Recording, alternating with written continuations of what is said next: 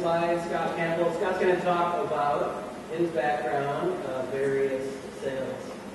Right. So I've been very fortunate to be a part of several successful startups in the Portland area. I actually worked with Santa for about, I'm not sure if you remember that one. I looked in 97, before I was acquired.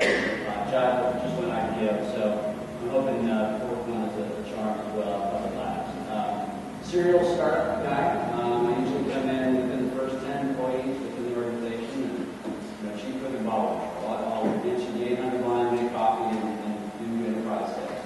It's always been B2B sales, so if you ask me any questions about B2C sales, I'm not sure I'm going to be very good at responding to those.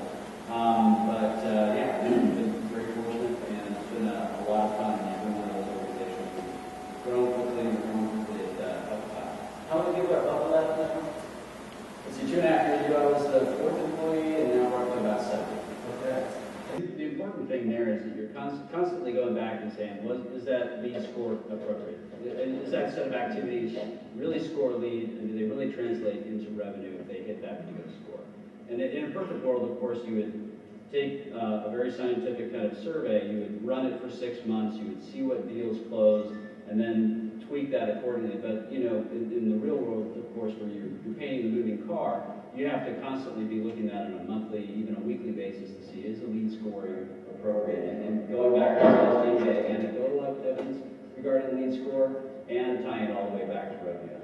The thing that Puppet Labs that I think is interesting that we've done in regard to lead scoring is actually go out to a number of what we would consider to be industry leaders in this field. I'm not going to go through who it was, but we actually interviewed about 3 different companies with regard to lead scoring. And they said one of the challenges was that sales and marketing would always fight over what actually was a well-scored lead. So now it's not, is that a good quality lead, and you're fighting over what a quality lead is. You're fighting over how to score the lead. So you just kind of shifted the problem. And so what many of these organizations are doing, and I think to your point, Troy, is actually identifying a single part in the selling or the buying process that a lead will go through. And if they do that, that triggers the sales-ready lead automatically.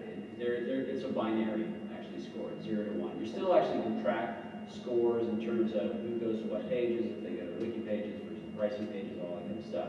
But we've actually gone to, we've changed the way we do it and gone to that binary score where if they download the enterprise version of our product, automatically they are sales ready. And that's eliminated a lot of the argument about what is a well-scored lead, what constitutes a good solution. Yeah, how often are your sales team on LinkedIn? All day. All day. It's clear out. So what are your marketing people doing? What are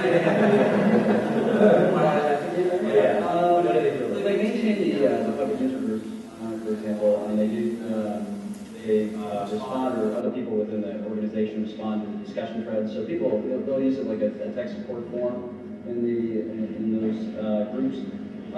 We've started to do some advertising. Apparently, I don't know how that's going. Apparently, it's going quite well. We're getting good pull on the advertising on LinkedIn. Again, I'm not a marketer, so I can't really give any details on that. From a sales perspective, though, it's really, we'll get all the time, John Smith at AT&T downloaded our product. We have no idea if they're a decision maker or not, how high they are in the food chain. So I'd say from a sales perspective, 80% of the value is just looking at the title of the person you're talking to. Because if you get them on the phone, if you engage them in the conversation, they always say that they're the decision maker, right? Yeah. But it's rarely actually the case, especially if they're downloading the product. So then the line what you say when someone says they're a decision maker, you say, oh, that's great. So if you like everything I say right now and it hits your goals, you can pull the trigger right now. And they always go, oh, no, actually I had to call another boss. And then you figure out actually interesting experience. I was getting my hair cut by a 24-year-old, and we were talking about PCs and that kind of stuff. And she said, oh, I don't have a PC. I said, well, do you have a Mac? I said, no, I don't have a computer. And I said, well, how do you get around? What do you do? She said, well, I got a smartphone. That's all I need. And I was flabbergasted. Between her and her boyfriend, they did not have a PC or a computer.